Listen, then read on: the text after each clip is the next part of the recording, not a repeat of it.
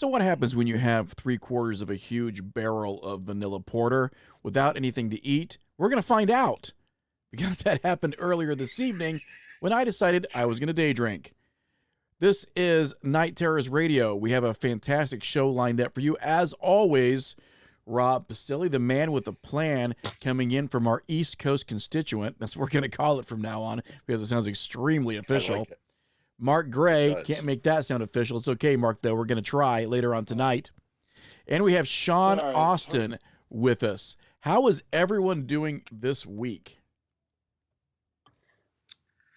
I'm doing great. I just came back from the beach, so I'm not complaining at all. God damn it, Sean. Mark, Yeah, You had to open with being I- at you the know, beach.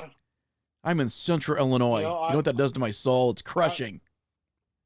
I was just at the beach too. Funny how Mark, that you're a works. dick. Well, and you guys should Yeah, have your Sean, own Mark, show. you're- So you're My job. Peace out. My job is right on the beach, so it's fantastic. Ugh. Yeah, but, What? but that's only a Nothing job in against- name only. Yeah, I don't know if you can call 50-cent trips to the men's room a I mean, job. good luck getting the sand out of your zipper. So I'm going to put Sean Austin on the spot for literally crushing my dreams. We talked about this earlier, and I've got to reiterate it for our audience. So as everyone knows, I am way too much of a Lord of the Rings fan. I have way too much memorabilia, even after most of it was, quote, lost in the fire. I get an email from Sean Austin, and immediately my brain says, Samwise just emailed you, Ash. After all of your attempts to catch him in public with his family, after all the orders of protection, he's finally come to his senses, and you're going to get Sean Austin on the show. What I say is I'm still very, very thankful, Sean Austin, that you're on with us tonight, even though the disappointment runs deep. And it's not your fault. It's only your name. So for those of our audience that don't know Sean Austin, could you give our audience an idea of sort of who you are, where you're coming from, and of course, where you're broadcasting out of this evening, Sean? Right now, I'm in Connecticut. Yeah, I'm obviously not the guy from the Lord of the Rings, even though I get that all the time. Yeah, no, I'm a demonologist, paranormal investigator, medium, author, yeah, I'm sure I got lots to talk about with you guys. I will say this. If I call you in a couple hours, Sean, and I've had more vanilla porter, and I tell you that I can't take the ring to Mount Doom, will you at least just tell me that you might not be able to carry it, but you can carry me? It would mean the world to me. It really would. Tell you, Sean, the only people more disappointed tonight than Ash is Ash's family when they look at what he's become. So Hey, they Just call still this slide meeting pizza under the door even though it's Sandbags. locked. They knew what they were getting into. I say, let them crash. All right. Well, Sean, we should tell you ahead of time. We have a prerequisite of innuendo jokes, and that kind of thing we have to get through. It's kind of in our rider in the contract that we don't have that we have to go through these innuendo jokes at least in the first 5 minutes, but then we get serious. And it's just an hour of us all bashing each other and then bringing in a complete stranger to join in the fun. You know, that's pretty entertaining if you ask me. So In Well, true spirit, we're going to I change the name of the show from personally- Night Terrors Radio to Roadside Gangbang. Now, prison sex radio. Oh no! where Fist Pump has an entirely There different goes meaning. our PG rating. So we were talking briefly before we went on the air, because that's when all the good parts of the show happened, by the way, for those of you who are going to be listening tonight. And we were talking with Sean about this idea of paranormal television. And Sean was talking about his pre-television days in music. So can you give us an idea, Sean, of sort of how your and we'll just call it infatuation, because we're all sort of infatuated with the idea of the paranormal, where it started and sort of where it took you? Sure. Yeah, I mean, my first passion was being a musician and being a singer. I'll never forget the defining moment. I mean, I loved music as a kid, but like that defining moment when I saw the music video for Jeremy by Pearl Jam, seeing Eddie Vedder's eyes roll up into his head like as if he was possessed of the spirit of that boy that took his life in front of the classroom. And I just got the bone chills from watching that song. And at that moment, I wanted to be able to do that. I wanted to be able to, just translate music into some sort of emotion where people would be able to feel that and feel what I felt. And it inspired me to want to songwrite. And I was in a band for many years and a solo artist, and that was what I was pursuing in life. And this meteor out of the sky just hit me over the head out of nowhere. In the process of trying to prove to a friend that's a huge skeptic, I took him to a cemetery of that, a lore of three women in white that would chase you out of the cemetery. And in that process, I ended up getting my first EVP of a little girl in front of a little girl's grave, which I didn't discover until the next night. And that was my trigger into the paranormal. It was like freaked me out. It was exhilarating. It was terrifying, but it also just excited me. It was kind of like, wow, this stuff's real. So then I would start going out to cemeteries with a buddy of mine who was kind of interested in it too. And it was just like things were happening very quickly. Even from that first EVP of a little girl, a shadow of a little girl appeared, um, in my bedroom, even when it was light out, standing next to, my bed. And, my experiences just started to catapult from there. And I feel like I skipped quite a few grades, if you will, involving the paranormal with experiences. And I think in uh, that same subject matter during that time period that I was going through a spiritual awakening. I had no idea that this stuff would just snap at the finger. These things would start happening to me. But as soon as I actually started to engage the spirit world, acknowledge it, and be so open to all my experiences, just things started happening to me all around the place. And within the first year or two, it's just like I could look back and already think that I was involved in 10 years with experiences. And here I am about 12 years later. I've published 2 books. I never thought I'd be on TV for anything. And I had a podcast just like you guys. I mean, someone brought me on as a guest and they said, you have a calling. And, to demonology. And, now looking back, it's just what a lot of people say. It's not something that you just say, oh, I want to be a demonologist. You are called to it. The universe speaks out. These weird circumstances and synchronicities start to draw you in to dealing with that sort of thing, the taboo corner of the paranormal with the dark energies and stuff like that. And that really was a reoccurring theme throughout my journey into the paranormal, and it was pretty immediate. And yeah, I never thought it would be some sort of thing that would take over my life and like be doing radio or then ending up on TV, because the podcast I was doing, that's actually how I met Ralph Sarchi.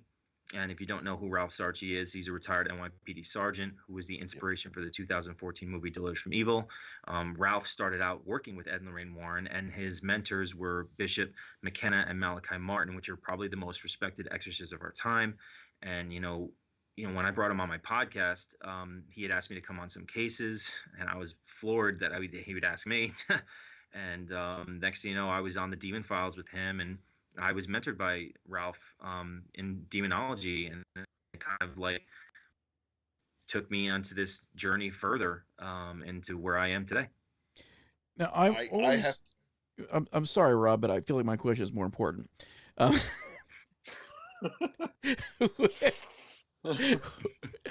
I love asking people who sort of have these experiences and obviously sort of broadens their spiritual horizons, what their belief system and their spirituality was like prior to this.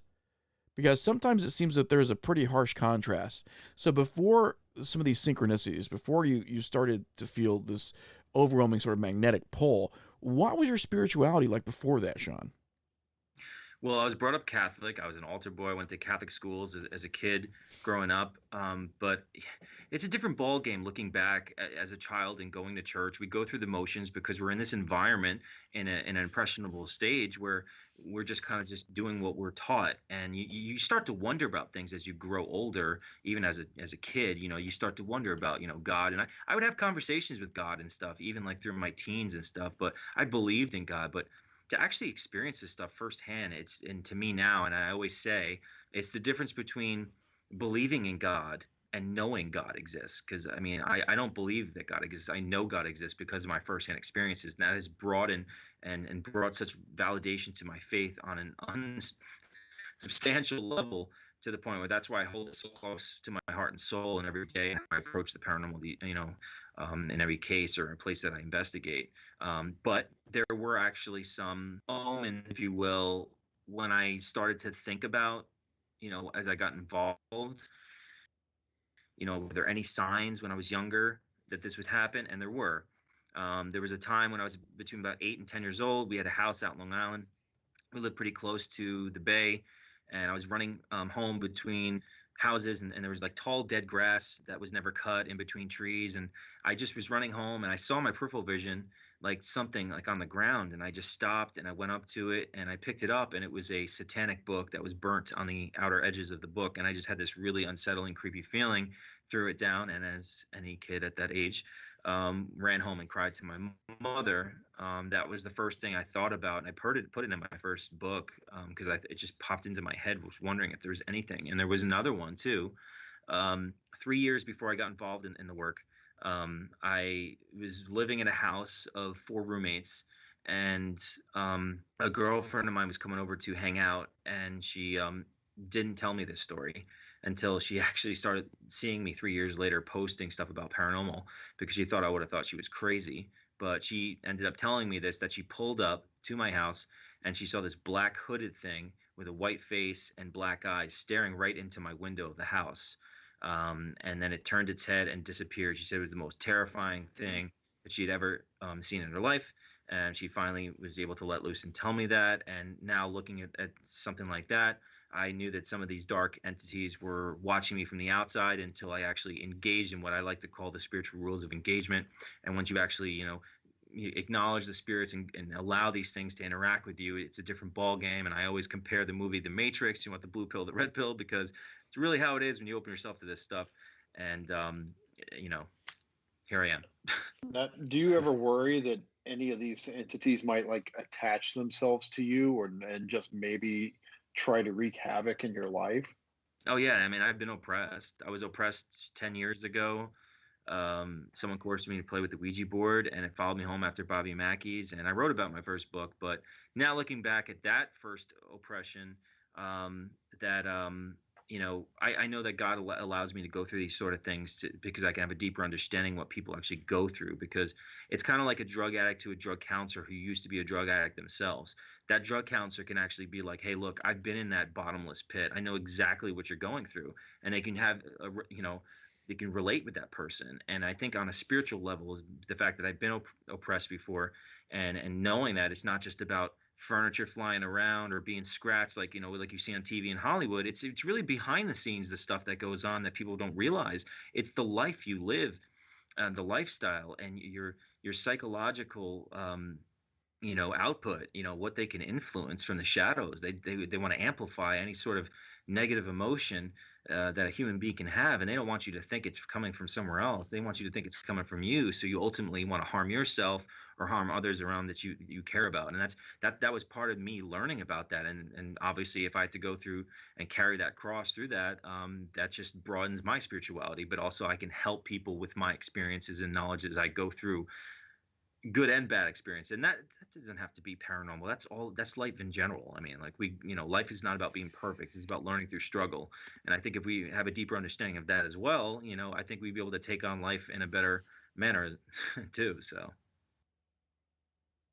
Is it my turn yet? Being from Long Island, no, it's my turn again. Sorry, Rob, you took too long. God. Being from Long Island, were you? If I remember right, the Amityville house was Long Island, or was that Staten Island? it is I Long Island. know it is Long Island. Now, have you ever been there, and have you felt anything there, or is because I've heard, because me and Ash used to live out near that area. You lived in North Jersey. Wait, I've talked to out there said that was all a bunch of nonsense from that house. It's not nonsense. I wrote about a whole chapter about it in my second book that I posted in October. About 4 or 5 years ago, I went to the house. I was live streaming, and I went to the grave where the family was buried first, the DeFeo family. And I just this kid started coming through the spirit box, and he said he's John. and I didn't realize it was one of the kids. And also, not just one of the kids, the picture that Lorraine Warren's photographer actually took a picture of looks mostly like John DeFeo, the boy, one of the sons. And And this is I was in the the car. child on the stairs, correct?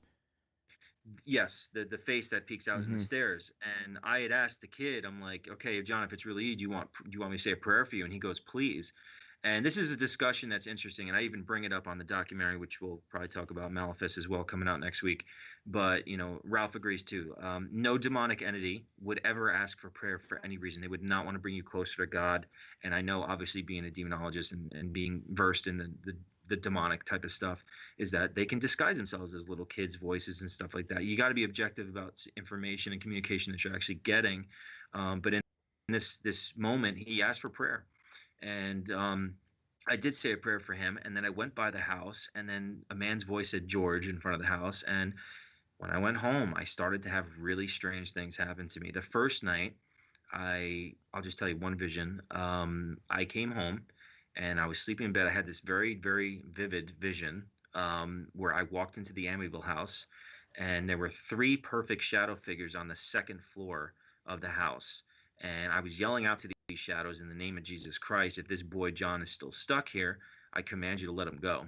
And in this adjacent room, a piano picked up and it was thrown right at me, and I felt the jolt of the piano. And I woke up and I just fly right through my ceiling, and I'm just like, what the heck just happened? And I go to look at the time. It's 3:15 in the morning, and I would have these dreams about the house and waking up, looking at the clock at 3:15 over and over again. It was pissed that I prayed for this kid, and I ended up going back there with Ralph one night. And we prayed, and he actually gave up his mass for John, and I would go back there and a lot of crazy stuff. The kid never came through again. And But I would have these Amityville references, stuff coming through for quite some time, and it still does from time to time. And George Lutz's name comes through a lot when I investigate. So yeah, no, knowing firsthand how bad it is and what I've felt has come from that house from just going there, there's no question in my mind that there is definitely evil in that place. The people that live there, they're obviously in denial. They hate have had anything to do with the paranormal, from what I hear. Um, but there's something definitely there. The murders and the connections, and I don't even know if you guys know, but in 2010, one of the realtors went in the house and ran out of the place. He felt pressure on his chest and a cold chill. And there's actually an article you can find online about it, before the latest people moved in. Yeah, see, I'm actually a huge researcher of the Amityville horror. Hmm. Huge. And um it's funny, like when you talk about it, like I hear you talk about it, and everything that I've ever uncovered at the very bottom of it comes back to one thing. It's made up. Mm. Now, that doesn't mean that the murders didn't happen in the house and that negative energy happened in the house. But there's a couple of interviews that went through this, and there was a case in Long Island that was reported in 1958 in Hmm. a in like a weekly newspaper, and Lutz actually says, I read that as a kid, and when I was looking for a way to get out of the house, I referenced this article. Hmm. And he says, in one point, he goes, after I started referencing this article, he goes, then I started feeling like I was bringing all this onto myself. So my question to you about it would be, do you think that there was something in that house prior, or do you think the murders like just wrapped it all up and brought it all up? I I think it was a perfect storm. I definitely think it was the land. I think it has to do possibly, what was going on there before that house is there. Because if you look in deep into the story, I know that even the Warrens said there was another house that stood there, Yep. and it was having activity, and they moved that house, and then they And put that's the something else. 1958 story. Yeah, and they put another house there, and that activity continued. So I think it was there. But when George Lutz moved into the house, um, they actually decided to keep all the furniture from the DeFeo family. And we know as paranormal investigators, there are trigger objects. Yep. Any object, physical object, retains energy. You kept the bedpost from where these people were killed at. So on the land, the furniture that was still the DeFeos, and there's still talks that Ron DeFeo was into the satanic cult. You have the mob ties possibly killing, people. There's stories of that. And then you have George Lutz, who allegedly moved into there, kept the furniture, and then also was into the occult and may have been messing around with stuff. So I And think that's that sort of recent, Sean, not to interrupt you, but a lot of the allegations of Lutz's involvement with the occult have been pretty strong, but pretty recent, correct? I don't know how long ago it started, but from what I was hearing from a lot of people when I was doing research, because of my personal experiences, I kind of just danced around the subject of like what people are talking about and what happened. Yeah, I mean, there's all talks of that he was definitely dabbling in something. And one of the last documentaries with one of his stepchildren, there were many accusations, many personal accounts. Yeah, that he was trying to contact the children, the DeFeo children. He was actually trying to bring it forward, to bring whatever was, after he started getting these feelings, he started trying to bring it forward. And it's And not surprising because we know as investigators too is that they can draw you, they can obsess you with this stuff. And if he's already obsessed with the occult, they can just amplify the desires and the obsession even further to the point where he's just like wandering around and being influenced. Do I think that maybe they've obviously exaggerated some stuff for the book and stuff? Yeah, but I believe that they're really experiencing paranormal activity in there. They just obviously just pushed it a little bit further, make it blow it up. But again, for someone like me, it's obviously one of the most fascinating paranormal cases of our time, especially in this country. And again, it's all about, for me, it's like I want to go there, I want to experience it myself, because if you have firsthand experience, then you know that there's some sort of genuinity to what happened there. And I know from everything that's coming. Well, let me tell you, when I was writing the story of my experiences, I actually would start to hear flies buzzing in my ear. Like I literally hear a fly buzzing in my room, and it was the middle of winter. Like it's really weird shit, man. And I actually have had a vision. One of my visions that I had, I was floating over the Amityville house, and I could hear thousands of flies buzzing. There is something. I felt that evil with me in my room quite a few times, and let me tell you, it gave me a feeling that I felt like a peon. That I was like, what in the world did I just stand up to? And I need to back and recoil off like a scared little puppy. It made me feel that. Whatever it is, it's some high level serious shit. And it's no joke. It would be my first number one priority place to be able to sleep the night in, just because of like now what I've experienced too. Because I mean, you know, um, but there's something to it. There's no doubt about that. Everyone can speculate, but it's all about first-hand experience, and that just goes for paranormal in general. When you talk to a skeptic, you're just like, oh, oh, this and that, and they're like defense lawyers for rationalities, and they could pull it apart and say it's this, that. But you know what? If you're there and you witness it, you have no rational explanation for it. That is why we call it the unexplained. So it's all about first-hand experiences, especially these days with a bunch of asshats on YouTube faking shit just to get attention, and it paints a brush for all of us who actually care about it. Pisses the fuck out of me. Um, you know, it's just like it's real. So that's why I tell people, witness it for yourself. When you don't have explanation for it, this is why people like us get interested, because we know there is something to it. I often say that, to the believer, no proof is needed. To the skeptic, no proof will be accepted.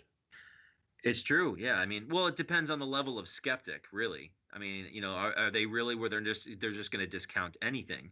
I mean, my friend who actually triggered me to get involved in the paranormal, I always joke, I'm like, if he levitated off the floor, I think he would probably send himself to the hospital instead of being like, what just happened to me? He would Right. probably, what did you give Yeah. me? What kind of acid did you give me? I have my very best friend. We investigate the paranormal together, and it's kind of a joke, but his nickname is Skep Dick, because there's times when you're just like, dude, cut me a break. Can you just admit? And he's like, nope, nope, nope. I admit that something happened, but I'm not ready to say that it's, paranormal. I can't give you. And, you just throw your hands up. But see, the best part is, like, having him in our group, it keeps us, you know, At it an keeps us objective real. level. Yeah, no, Yeah. it's good. You don't want to be too much. We have to try to discount stuff, and even when you go in residential cases and stuff, and then people are just like, it happens to us. I know how I was in the beginning too. I'm like looking at dust and I'm like, wow, it's orbs, they're flying everywhere. No, most of them are dust. And you look for certain characteristics of something like that to figure out if it defies gravity, or if there's something that you connect or correlate to our scientific equipment, or to an experience towards something supernatural. We don't know. You just hit my hot button topic. But Absolutely hit my hot button topic. Oh, Rob hates orbs. you hate orbs? Orbs are not spirits. They are not. 99.9999995 of them are dust, moisture, something. It has to do with the positioning of the flash and the lens. Mhm. There. I live in Rochester, New York, and there's a professor at Rochester Institute of Technology, and he was photography. Just went through the whole thing, totally debunked the whole orbs as spirits thing. Okay, Mhm. and like we get so many videos a year of, like, I'm sure you do too. If you get a video, oh, look at little Sally's dancing around for her dance recital, and she's named after Grandma Sally.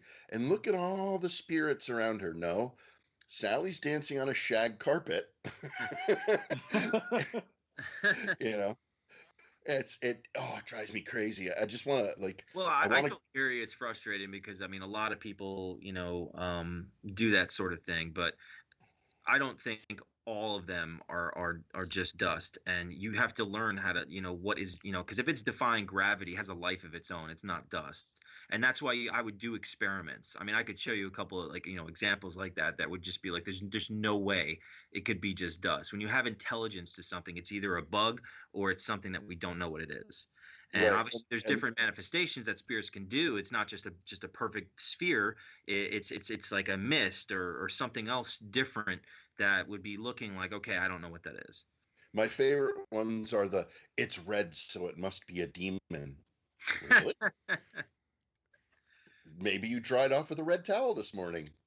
What's funny is that through my abilities that I've actually developed is that I'm actually able to see balls of light with my own eyes, and it's not from the camera. And I'll actually see like a black thing like over someone's shoulder. Actually, it will pronounce and show up.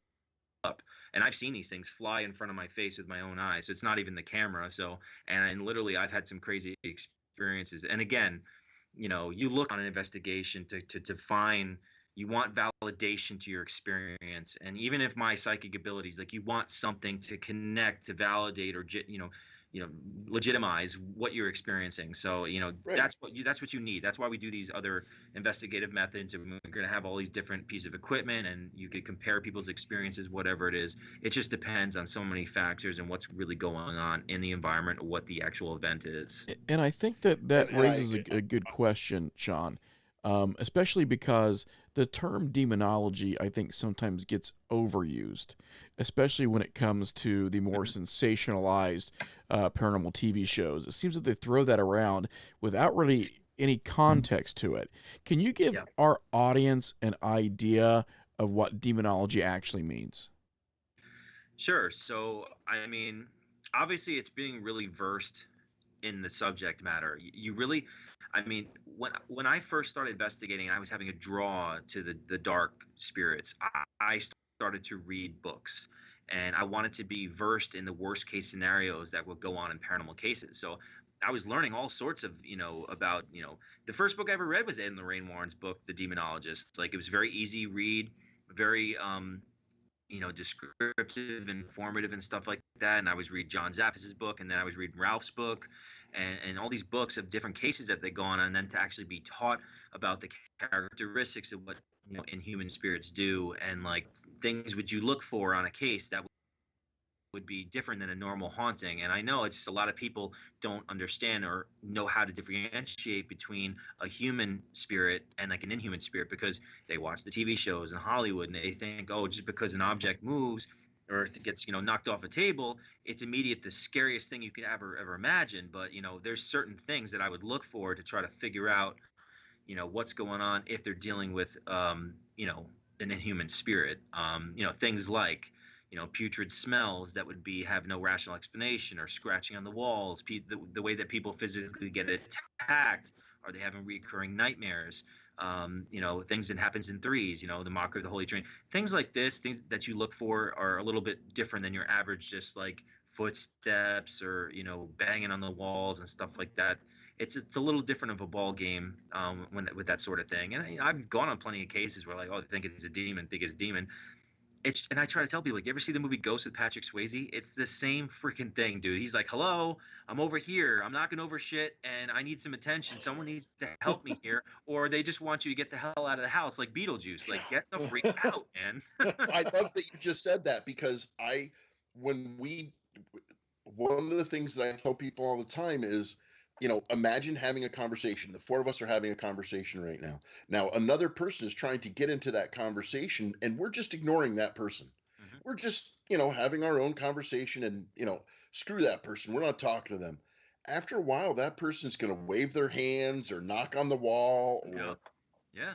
that's all it is. And Now, people, to us, it's terrifying because we can't see them. So your imagination runs through the muck, and it's like, oh my God, it's a creature of the night. And it's coming at and because we have 97 television shows dedicated to the paranormal, and each one has to try and outdo the other. Yeah. You have the locations like Bobby Mackey's that definitely are not cool, and then you have like other places that you watch. Like, I watch the shows and go, no, it's just probably the guy that lived there before that's just trying to get your attention. Yeah. you know Yeah.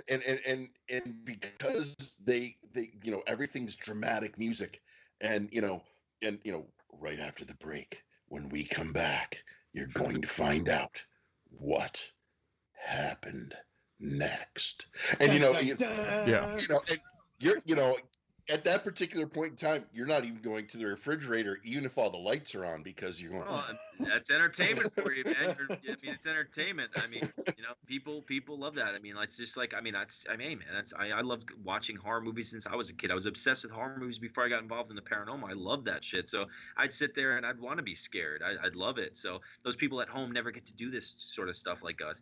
And they get to enjoy it vicariously through us and watch some of these shows. But unfortunately, you have the eccentric, Hollywood stuff that taints a lot of this stuff, because they take it over, an overabundance of, their methods of trying to draw people in. And that's where it kind of turns a They're little still like, carnival barkers. I mean, even after Yeah. a century, that's really what we're dealing with.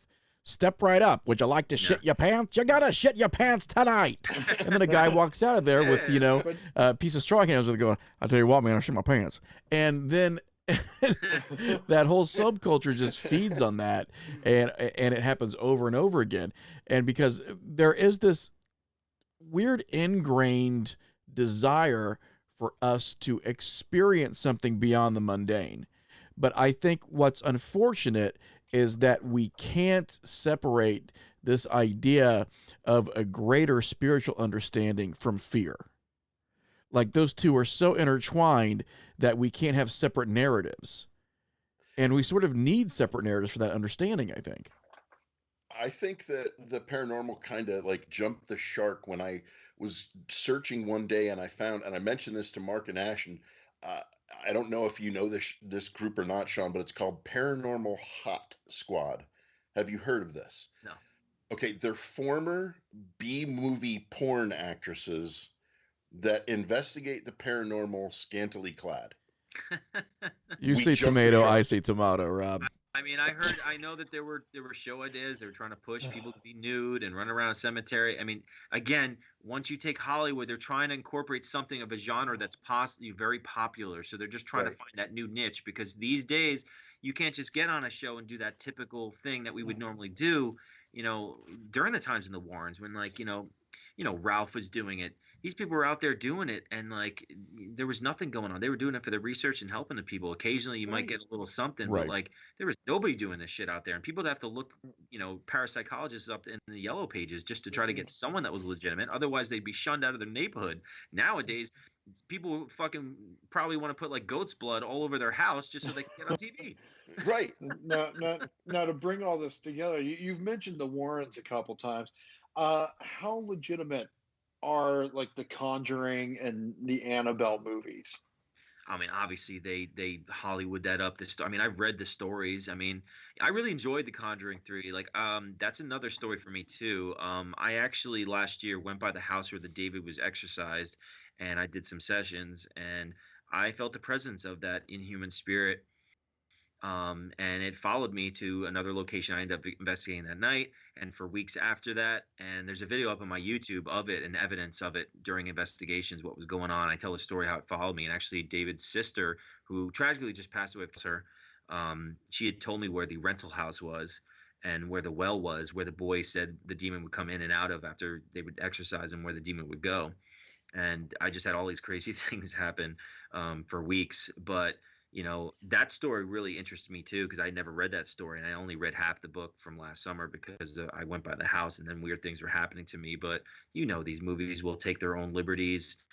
I enjoyed the movie. Yeah. They went off into a tangent about some satanic curse. There wasn't any curse.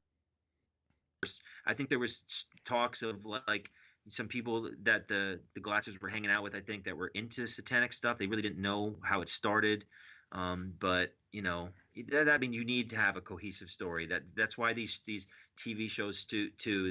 They're more concerned about a coherent stuff that's going on, and that's why I try to tell these situations, like people just want to see real evidence. They want to see people affected by it, and they want to be emotionally invested in the story and the characters that are involved. It doesn't need to go further than that. You don't need to go pushing the envelope into the areas of other reality shows that are just trash. And let's carry that theme a little further if we could, Sean, because I do want to talk about Malefice. So I want to talk about the story behind it. Sure. We've seen the trailer. It is extremely compelling. So if you could you walk us through both the backstory and essentially Absolutely. what people can expect from Malefice? Yeah. So my friend and fellow investigator Dave Spinks and he had asked me to go to this place in Ohio. There was a place that we were supposed to investigate that's across the street. We're trying to keep it on the hush about the place, don't want about the attention. But it's a place that used to be a brothel and a speakeasy and stuff like that. And they were allowing us to stay across the street in this cottage where they were just like, you can stay here. Yeah, we have a couple of stuff that happens here, but no big deal. And when they just brought us there into the house, as soon as I walked in with Dave, like I'm like, yo, something is messed up in this place really bad. Like it And hit me like geographically, Sean, where was this located? northern Ohio, maybe like Cleveland area. Okay. Um, so so I was drawn to go down. We went down the basement, and I just felt, and I don't know if you guys know about like portals and stuff like that. When your equilibrium's off, it just you feel like there's something that went on down there. And like we investigated that place across the street, and we had so much evidence. We had so much stuff going on in that place. But originally the property was owned by that whole, that family that's connected to the whole thing. So it was all there. So that night, I'm like, dude, we got to go to the cottage and like investigate. So we investigated that night and we went down the basement and I started getting psychic images of like torture equipment, like knives and just anything that like I just felt like women were tortured sadistically and killed in like a really bad manner. And then these women were coming through and saying it's malevolent through the spirit box. And like it was just really nasty. And like that first night, and then we were getting like this foul shit smell out of nowhere, just unexplainably, just come in the room and it would leave. And like one night I'm sleeping in the bed, I had my rosary next to me, like in a perfect circle. I'm in a queen size bed, and I explained this on the documentary. And like I woke up, it was all the way in like the corner of my bed, like no way it could have got there in an upside down pile. I mean, and the next morning we saw the curators, and I'm like, all right, so something bad happened here. Like something, do you know like of anything? And like, well, we really don't like to talk about it, and that's kind of why we're not saying really where it is. But they said that there was this doctor that was doing illegal abortions on the prostitutes, and some of the babies could be buried on the property. And everything clicked is that this man was sadistically killing these women in the process of, I think, these women who were taken off the street to be prostitutes. And you think about some of the serial killers, in our decades that would take women off the street that are prostitutes. Who's going to miss a prostitute in their mind? They can kill and satisfy themselves with their, sadistic sociopathic ways. And in those days, I mean, I'm sure you could hush it up really well. So, that's where all this crazy stuff happened. And I ended up praying for these women.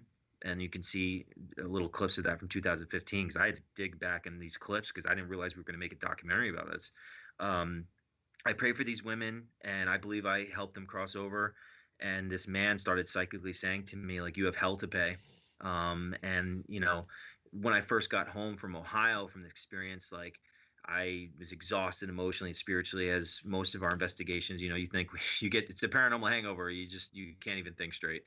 And I just saw a shadow dart around my bed, and I could see this man's face. He looked like a zombie with half his mouth off, and he's just going like this, "You're dead," type of deal.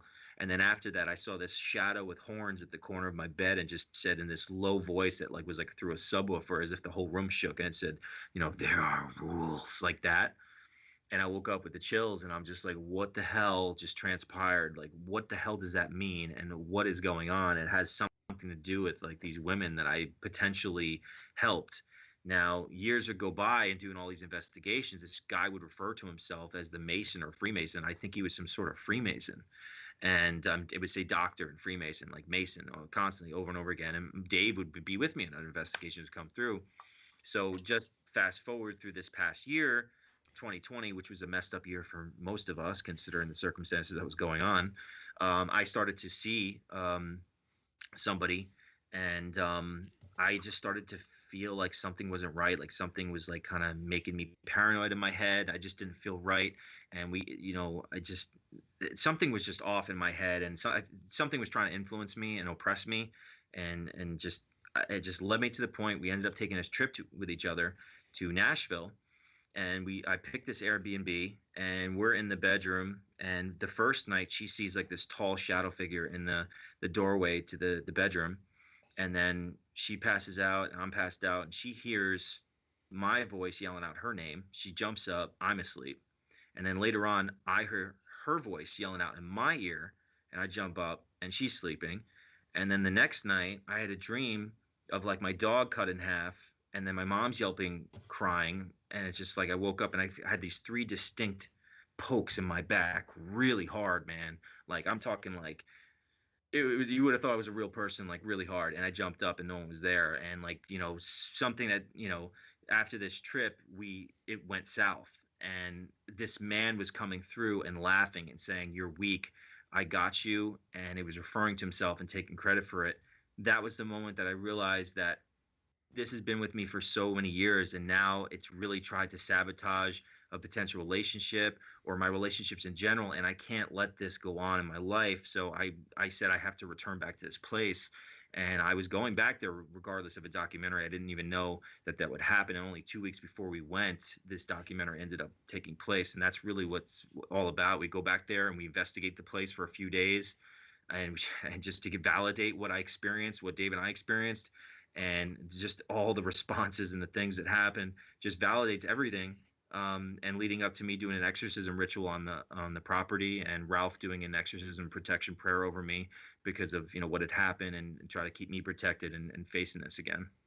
I need to ask you a question Sure. about this, and it's a question that I get asked. Why do you do this when you know, or when you've had these experiences, and there's the potential that this experience can happen again? I know what my answer is. I just want to hear your answer. I feel like it's so my first book, I called it Shadow Chaser, and my second book, Shadow Chaser, in between. So a good friend of mine, she showed my picture to a psychic that does not know me, and she asked her what are your psychic impressions of Sean, and she immediately said, "He's a shadow chaser." And she said, "What do you mean?" She goes, "He's meant to take shadows and send them back to where they belong." That's why I called my book Shadow Chaser. It wasn't even a name that I came up with, and it's more about that calling. I feel like it's part of my soul contract or something that I'm supposed to be, meant to be doing this. It's obviously my passion. I feel drawn to just involve myself, to learn through experience and knowledge, and then share that knowledge by trying to help people and even souls that I encounter while I'm alive here. It's just I'm drawn to do it. It feels like I'm meant to do it, and I guess that's really, it's just that mission that you feel, anyone of us get triggered and involved in this stuff. Now, something that has always interested me and fascinated me, especially when we talk about subjects such as demonology, when we talk about uh, spirits or entities that obviously have some kind of sinister incentive. There's something that they're looking for, something they're after. Do you get the Sure. impression that there's any kind of organization amongst these entities, any kind of hierarchy? Are they, for example, and this can be biblical or non-biblical, are they serving a unified purpose or a solitary master? Do you feel like there's an end game here? Well, obviously, my faith system and what I've experienced firsthand, um, what we were dealing with that house was like definitely inhuman. Whatever this man was in life, being influenced by demonic force, if he invited it in, and these things are what they say. I mean, like there's an EVP in the middle of a documentary when we went there back there, this past January. I mean, it's literally like it's like an EVP says "fuck your Jesus," like like very like distinctly very clear. It's like why would spirits, in their perspective, in full spiritual form, to be referencing something of that religious significance and say "f your Jesus"? You know what I mean? Like they would just be like, it's nothing. They get pissed off, and that's what I'm saying. Like me witnessing religious significance that makes negative entities react negatively to it has brought my faith to such a higher level and dealing with this stuff. But I do feel that there are hierarchies when it comes to inhuman spirits. Obviously, it goes even back to the Bible when it talks about when Jesus encountered the man and he says we're possessed by demons, and like who are you? We are legion, we are many, and it's some sort of osmosis of darkness, that there's like 5 or 6 demonic entities that could possess a person. Some of the most famous exorcists or exorcisms that have gone on, they would talk about more than one demonic spirit that could actually inhabit the body or combine their energy to cause more havoc or have more control, where it would be more of a layered process to try to help the individual. But I definitely do believe that if you're dealing with inhuman spirits, human spirits, they can obviously they'll blurt out Satan or stuff like that, and you can kind of tell they're just trying to say stuff to scare you. But if it's an inhuman spirit, it's going to be a lot trickier. They'll tactically come at you in interesting ways that they don't want to be noticed. That's why if I'm going a demonic infestation potential of a case like and they're experiencing stuff, that's the only reason I would use religious provocation, because that's how you force it out of the shadows, because they don't want to come out and show who they are, and that's the only way that they can be forced to come out and show themselves and manifest because of that. So that's something to look for, but there's definitely some sort of connection to what they use and what they come through and say and what goes on as a whole. Yeah, I definitely So, believe that. in keeping with the conversation specifically, um, it would lead us to believe then that there is the yin and yang, that there is the black, the white, the dark, the light. So, if we've got demonic influences, as far as your personal experiences, have you seen the combatants that are willing to help us from the other side? Well, yeah. If you see this necklace right here, it's a Saint Michael pendant, and it's been blessed with the relic of the true cross Jesus was crucified on, which Ralph has. Lorraine Warren actually had one too. Anything it touches, it's considered a third class relic. And a lot of my investigations, it'll reference my pendant and say that I'm protected from it. And I'm not even talking about it. So when you hear stuff coming through and referencing protection from stuff or referencing angels that are there and or just talking about the what's going on and bring validity to what may or not be helping the situation.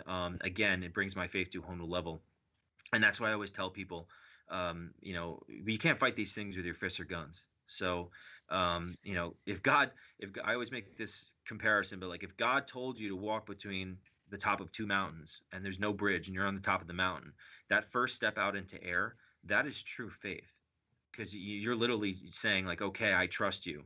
So if you see like an 8 foot shadow in front of you, and I've seen an 8 foot shadow appear right in front of me, if you believe in the fact that God's more powerful than any devil, demon, or diabolical force, that thing is not able to do to you what it idealistically wants to do to you. And if you fear it, it undermines your faith in your protection, and it'll smell it on you like a flapping fish in the water and filled with blood to a shark. Because you're literally, it's going up to you. It knows that you're a potential victim, and it'll manipulate you and use that against you. They have a huge advantage against us, and that's where faith comes in to protect us. So we've talked about Malefice. Now, obviously, even though we're looking at events that it chronicled from a documentary perspective, from what we can see from the trailer, there's also entertainment value there as well. What can people expect going into Malefice? Well, I mean, Billy. Now Billy is the director, and he's actually starting a new platform, which is pretty impressive. He wants to do all original paranormal, horror, and true crime stuff, and idealistically have like a mobile platform, stuff like that. But he did a really good job of making a cohesive connection of the timeline. So in the beginning, you see, just like the trailer, that scream that you hear.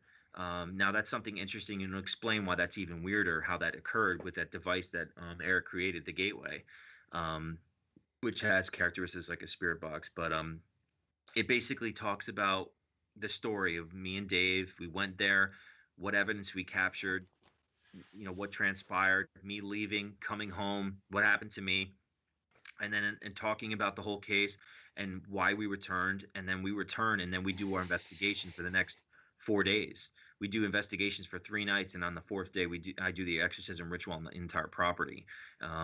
Basically it takes you on the journey of from the that last chunk of the story is really like validating everything that I experienced. You hear about my stories about the demons saying there are rules, and then you hear references to it coming through the spirit box. I mean, it's just unimaginable. Like, there's a shadow figure that we caught. I mean, it's just crazy. And obviously, again, you look for validation to your experiences, and I feel really good too that we were able to have such a mounting amount of evidence to back up my experiences, what Dave and I experienced, and even like while we were there that second time leading up to the exorcism ritual. So it's really about a journey of the whole story, taking on what happened to me and why we returned, and what the end result is. Now, have you ever had any experiences where you felt like you might not make it back from? I never felt like I was like gonna die, but like I like again, like something was trying to influence me last summer when I was in this like potential relationship. It's just I know about oppression. I know the games of these things. They want to make you feel threatened. They want to break you down. So knowing about this stuff is a big advantage, and that's why I try to tell people, if you decide to get involved in the paranormal, we take risks as investigators. I could, douse myself with holy water my entire car and say a gazillion prayers. I could go home and still things will happen. I mean, it's just it can be quiet for like a week, and then all of a sudden one night some crazy crap will happen. Like it's just um, I don't like to give credit to evil where credit may not be due. So I don't like to acknowledge and give credit because I know there's a lot of people talking about like sicknesses and stuff like that. Maybe the evil's causing. I don't like that again because of that notion. I don't like to give credit for something that's speculative in nature because you actually might actually acknowledge evil and give it some sort of energy to do so. There are dangers. It's really about the influence of us, our free will, and what we can end up being um, pushed to do from the shadows, psychologically, emotionally, and spiritually. So that's really the things to look for. I always tell people if you have something that you normally are sad about, but it's way worse or way angry about something, you got to be objective about those emotions. Take a step back and situate yourself and realize that there might be something else at play. So one thing, Do you go feel ahead, Rob. that there is? Do you feel that there is good and evil, or do you feel that there are those are terms that we associate with things, and that it is almost a misnomer to calculate a left and right, good and evil? Um, I think good and evil would translate to what we would say as light versus darkness, and I like that better. you know, seeing these spirits you know, even if we didn't know those words good and evil, I think we would have an understanding. Like you think about, like, you know, if you obviously believe in ghosts, and like the energy that leaves our body, it obviously lives on, and you're a consciousness of energy that represents something. You know, what does your consciousness represent? Does it represent guilt? You know, anger, evil, whatever it is, you know, that's a vibration. That's a lower vibrational thing. And that's why a lot of these human spirits get stuck because of that vibration. They can't let go of their human life, whatever it is, tragedies, they were killed, they want justice for their death. And that just emitting some sort of energy when it comes to, I think, an understanding of really what it is, good, bad, all those things that we associate with these words with. But like, I think there's an understanding on a spiritual level that really represents that light versus darkness sort of thing. See, I like the light versus dark better because the way I explain to people sometimes is, if you were to walk up to somebody like Hitler and you were to say, hey Adolf, are you a good guy or a bad guy? In his mind, He's good. he's a good guy. He's one of the best guys going. But the thing being is, when you start throwing that term good versus evil around, I like your way of looking at it, light versus dark, and I think I'm going to try and incorporate that a little bit into my thinking, versus how I normally do. And what I usually tell people is there's no such thing as good and evil. That's a thing that we assign to people. We assign and evil. And if you were to communicate to those people, again, Hitler would say he's best guy going. We Mhm. know that he was a homicidal, genocidal maniac with very little conscience. Mhm. And so when you start talking, people say, well, what's in my house evil? How do you respond to that? Well, yeah, of course. Well, I definitely understand what you're saying. You're basing it on a kind of like an opinion base of a group of people, and Right. it kind of twists up, you know, the version of good or bad because that, you know, but you know, in the end, I think like from a rational standpoint, like, and when people throw around good or bad, you know, I could just be like, oh, that guy's evil just because I hate him, and really, the guy's not a bad guy. You know, Right. I could totally understand what you're saying, but in the overall huge spectrum at a whole, you know, big level here, like obviously, like I think we know what the light and darkness is. I mean, like if someone's killing someone, if someone's abusing someone, or you know, whatever it is, you know, that's represents darkness, lower vibrational, negative energy. That's it's really what it is, negative energy and darkness, and that's what these things feed off. So I think all of our actions represent some sort of energy, and it would be from light all the way to darkness. Um, so So I want to get your opinion on something because this is something I think, not just the popularized television aspect of paranormal, but when we look at a lot of groups and the fact that it seems that there are a lot of like warring factions of paranormal. A mhm, lot of people are very duplicitous when they talk about technology in the paranormal, specifically when investigating. You'll see people, because we talked about gateway spirit boxes, you'll see people who are huge proponents of it, and then people who are huge critics of it. Now, in your mhm. opinion, I know my opinion is we have the technology. Even if it's not exactly perfected, and even if it can be perfected, shouldn't we try to push that envelope? Do you find that there's a resistance to that? That a lot of people are looking for this sort of smoking gun and they don't realize that this might be a thing we have to nudge for years? Well, I don't judge anyone who has different methods in the paranormal field, and I think everyone just has their own ways they want to do it and stuff like that. In my opinion, personally, and on a you know big manner like you're saying, it's like we should all be pushing the envelopes. You know, innovation helps us in all aspects of life, and us as investigators who are passionate about the paranormal research, we should be using things that can help us develop more to find out more answers instead of blocking it out. And I think even the traditional investigators who don't like spirit boxes, like I think they would know, they've been on, you go on into a house and a TV turns on by itself and it's not even plugged in, or someone gets a text message from a loved one who is literally talking back and forth with them information that no one even has the number anymore. I mean, I've had something posted on my Facebook associated with the death of my friend's brother out of nowhere from my friend's sister, and she never posted it. And the only date on the posting on my Facebook was from 8 years prior. There was no new date on it. And it was right the day of the funeral of her. And I was asking him, are we going to the Mexican restaurant tomorrow? And it was literally the day of the funeral. So if you take that into account, that's why we should be using these devices, because we know spirits can manipulate anything that's electrical, because that's why we use these devices to measure them.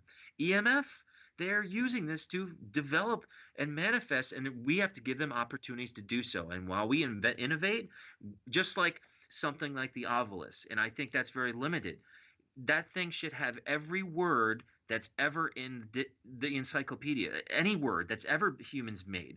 This way, it's not limited to the words that's in the vocabulary, because then the events and the unexplained experiences from the spirits, what they communicate, would be mind blowing. We have to push that envelope, so we give the opportunities to these spirits to manipulate the things that we do use, so we can increase our experiences and increase the knowledge and belief, that knowing that there is something out there. I often say that the best piece of paranormal investigative equipment, though, is the investigator. Sure.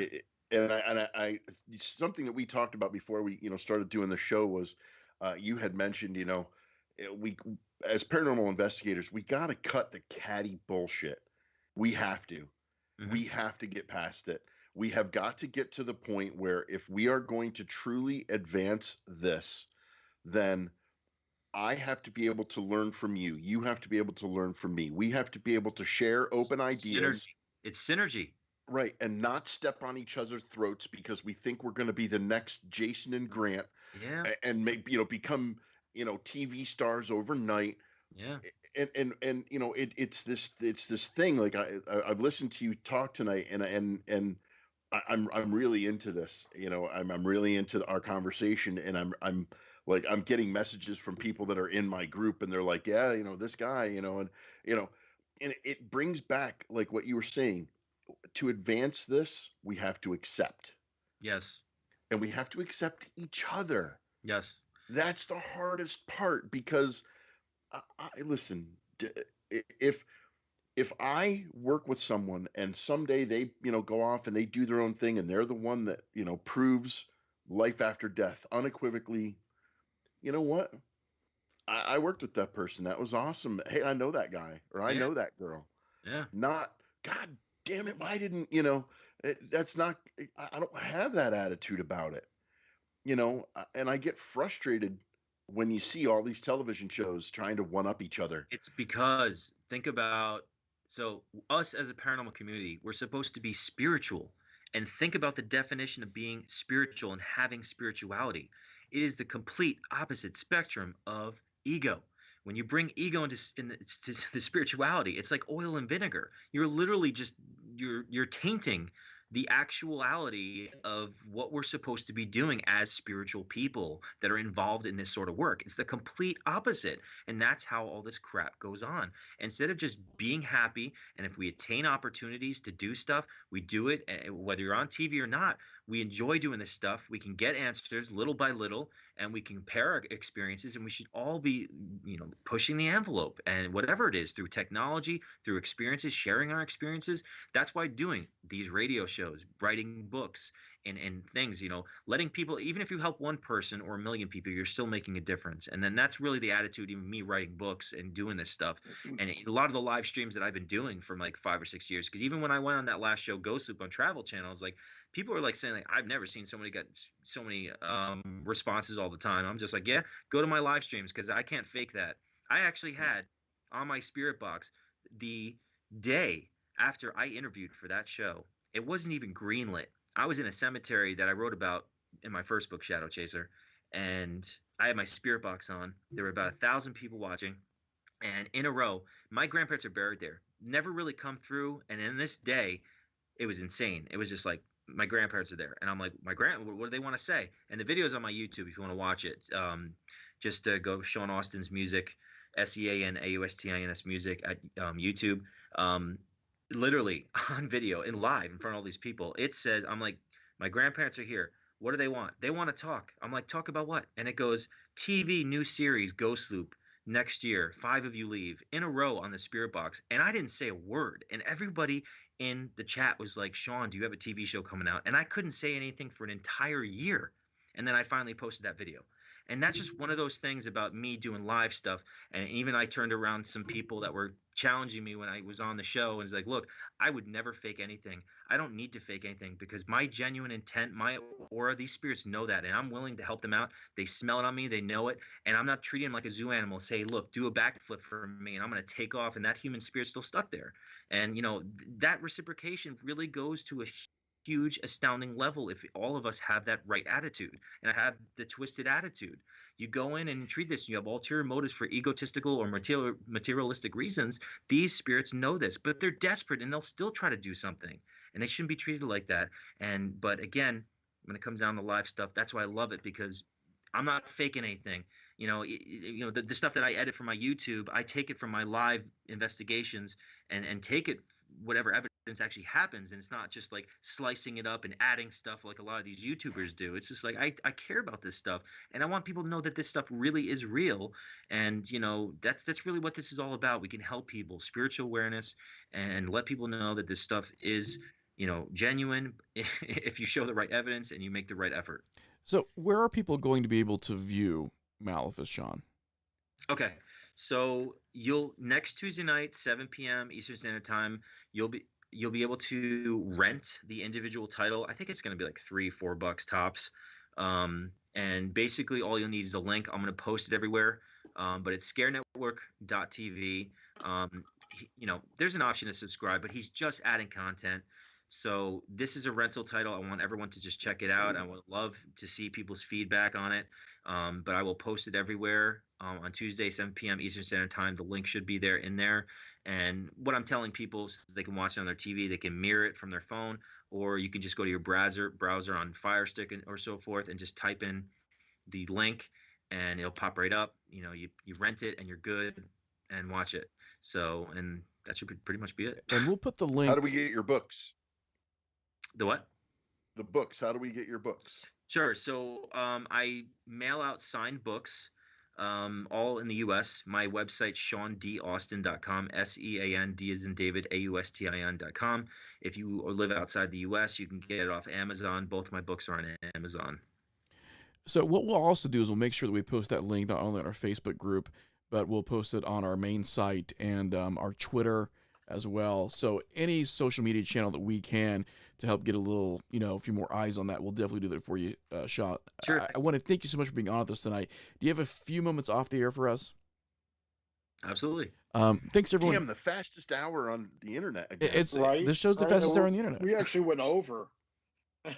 It's the fastest hour in 10 minutes tonight. So Yeah. I want to thank everyone who's been in and out on our YouTube channel, everyone who's been in and out on the Facebook Live, people who have commented. We've had a lot of great interaction tonight. Definitely want to thank Sean. Definitely keep an eye for next Tuesday. Keep an eye for the links that we're going to post to make sure that you are able to access that a little bit easier, just in case you are listening tonight and wondering what exactly that URL was. We're going to make sure that that's posted in a place where you can see it. Thanks, everyone. We've got a great show lined up for you next week as well. Again, every Thursday, we're going to try to provide a little bit of something to, keep you up at night. Even if it's only till 9-10, but hey, we're old. So even for that, that's great success. Again, thank you so much, Sean. We'll be seeing everyone again next week.